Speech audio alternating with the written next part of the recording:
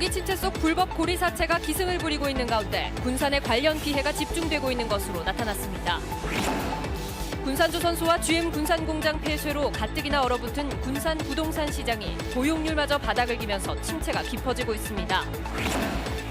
정부가 혁신도시 이전 기관의 지역인재 의무 채용 범위를 광주 전남과 묶는 방안을 검토하기로 해 채용문이 넓어질지 기대됩니다.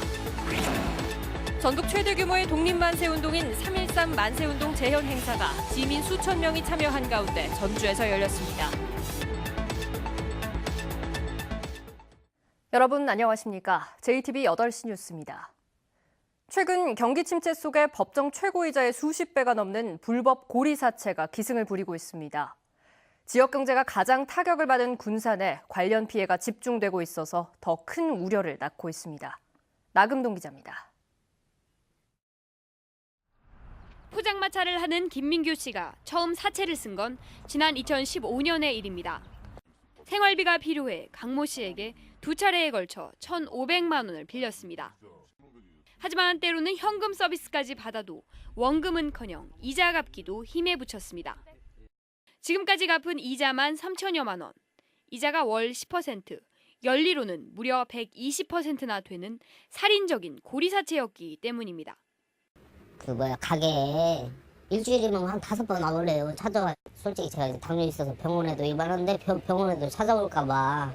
모든 게 그냥 다 압박이에요, 솔직히. 제때 연락을 안 받으면 무시무시한 위협이 날아왔습니다. 너 전화기 끊어고 어쩌면 진짜 걸리면 다른 분에 끊어버린다잉. 불안감에 포장마차마저 닫은 것도 한 달째. 아들이 휴가가 나왔는데 오픈이라고 상관없느냐. 친구들 만나려고 오픈이라고 주고. 현재 법적으로 가능한 최고이자는 연리 24%. 이를 초과한 부분은 불법 이자에 해당됩니다. 지난해 도내에서 이자가 지나치게 높다며 조정해달라는 신청은 모두 130건이었습니다. 전국 평균치는 한 해 전과 비슷했지만 전라북도에서는 유독 2.7배나 급증했습니다. 평균 이자율은 무려 1,115%로 법정 한도의 46배가 넘었습니다. 무엇보다 이 가운데 83%가 이딴 대형 악재에 신음하는 군산에 집중돼 있다는 점이 우려스러운 대목입니다. GM 자동차 그 사태로 인해 가지고 지역 경제가 좀 이제 상당히 그 영향을 미쳤고, 그로 인해 가지고 뭐 자영업자라든지 뭐 이제 거기에 이제 종사자들이 이제 수입이 뭐 이렇게 좀 감소하다 보니까 경기 침체의 골이 깊어지고 있는 사이 불법 사채 피해도 갈수록 커지고 있습니다.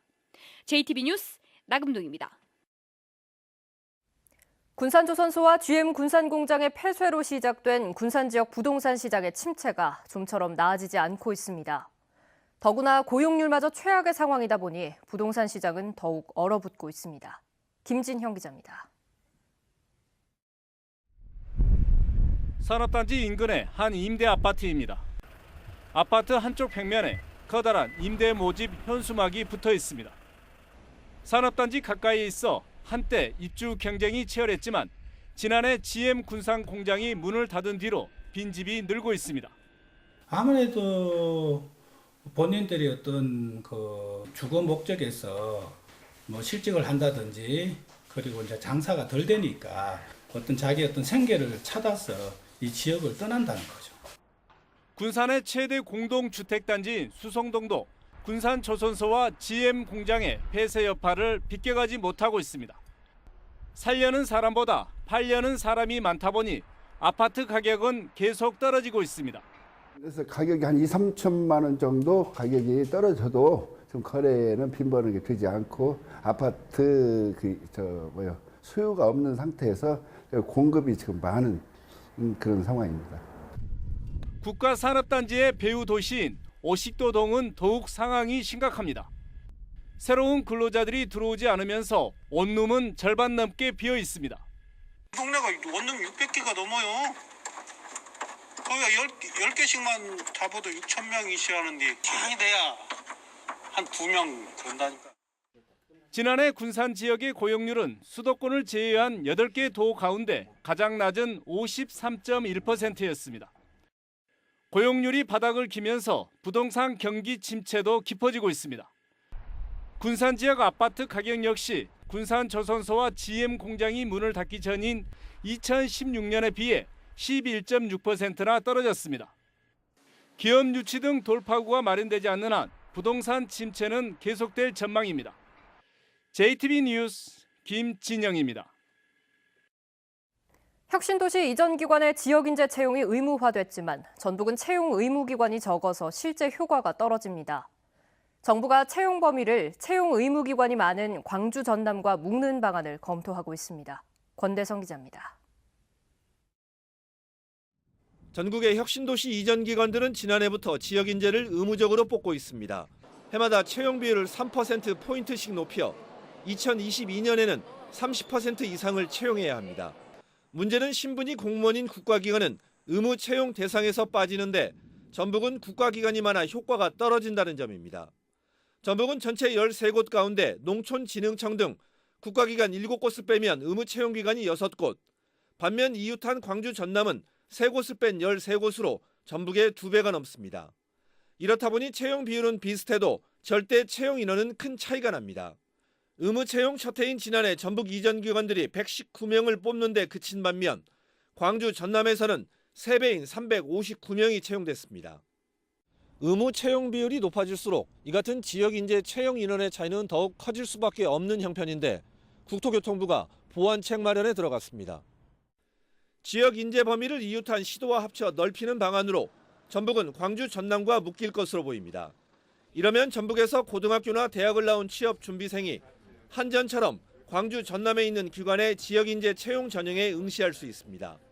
국토부는 전라북도 등 지역 의견을 듣고 있습니다. 광역화를 하게 되면 우리 지역 학생들, 구지간 학생들에게 선택의 폭을 넓혀주는 것이고 또 안정적인 직장을 구할 수 있는 기회가 커지기 때문에 국토부는 연구직 등 지역인재 의무 채용 정원에서 제외되는 예외를 줄여서 지역인재 채용 정원을 늘리는 방안도 검토하기로 했습니다.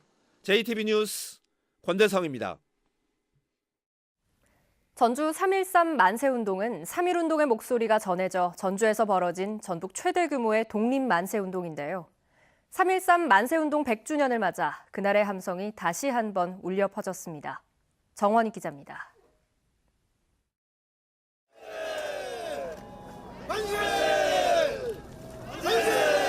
수천 명의 시민들이 거리로 몰려나왔습니다. 100년 전 그날처럼 만세 함성이 쉴 새 없이 터져나옵니다. 저마다 태극기를 흔들며 선열들의 숭고한 나라사랑 정신을 되새겨봅니다. 우리 신흥인들이 과거 100년 전에 지녔던 그 뜨거운 열기, 그 감정들을 저희들이 다시 한번 몸소 실천함으로써 느껴볼 수 있는. 거리 행진 뒤 열린 기념식에서는 독립 영웅들의 이야기와 광복에 대한 염원을 담은 공연들이 펼쳐졌습니다.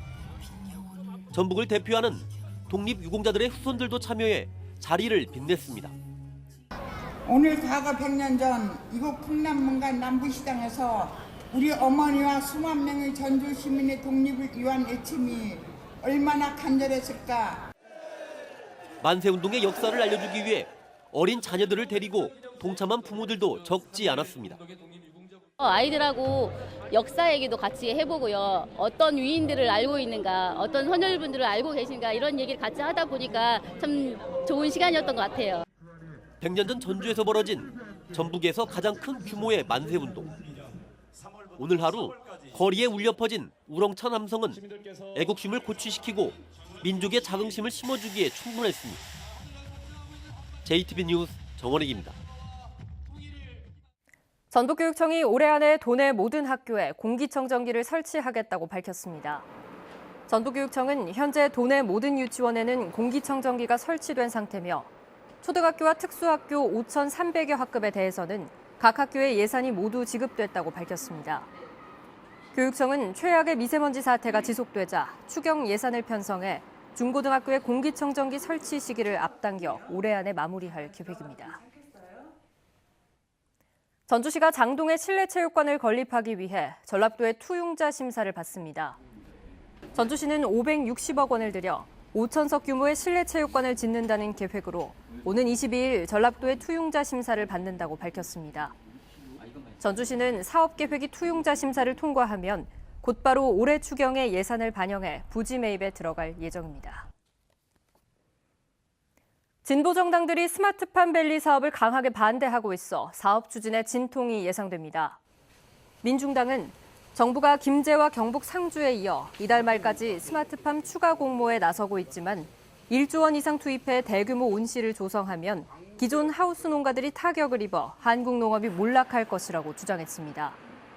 정의당도 이 사업을 추진하면 4대강 사업처럼 대기업들의 배만 불리게 될 것이라며 사업 중단을 촉구하고 있어서 적지 않은 논란이 이어질 것으로 보입니다. 전주 덕진경찰서는 선거를 앞두고 조합원들에게 선물을 돌린 혐의로 전북의 한 축협 조합장과 직원 등 5명을 불구속 입건했습니다. 이들은 지난해 9월부터 2달 동안 조합원들에게 추석 선물 명목으로 많게는 6만 원 상당의 선물 세트 200여 개를 돌린 혐의입니다. 오늘 오전 9시 10분쯤 군산시 소룡동 한 폐기물 처리 업체에서 불이 나 소방서 추산 2천만 원의 재산 피해를 낸 뒤 1시간 만에 꺼졌습니다. 경찰은 근로자들이 작업을 하다가 불이 난 것으로 보고 정확한 화재 원인을 조사하고 있습니다. 오늘 오전 9시쯤 모악산 정상 전망대에서 익산경찰서 소속 60살 A 경감이 가슴 통증을 호소하다 쓰러져 병원으로 옮겨졌지만 숨졌습니다. A 경감은 홀로 산행에 나섰던 것으로 알려졌습니다. 경찰은 정확한 사망 경위를 조사하고 있습니다. 전주 덕진경찰서는 어젯밤 11시 30분쯤 전주시 덕진구 한 주택가에 주차된 차량에서 75살 A씨와 37살 A씨의 아들이 숨진 채 발견됐다고 밝혔습니다. 발견 당시 외부 침입 흔적은 없었고 숨지기 전 아들이 자신의 형에게 미안하다는 내용의 휴대전화 메시지를 보낸 것으로 알려졌습니다. 경찰은 정확한 사고 경위를 조사하고 있습니다. 주말인 오늘 전북은 낮 기온이 18도 안팎까지 올랐습니다. 밤부터는 비가 시작돼 내일 밤까지 이어지겠습니다. 예상 강우량은 10에서 40mm입니다. 비가 오면서 기온도 떨어져 내일 낮 기온은 7도에서 10도 안팎에 머물겠습니다. 미세먼지 농도 역시 좋음 수준 보이겠습니다. 월요일인 모레는 오후에 서해안을 중심으로 다시 비가 내리겠고 다음 주 후반에도 비 소식이 있을 것으로 예상됩니다.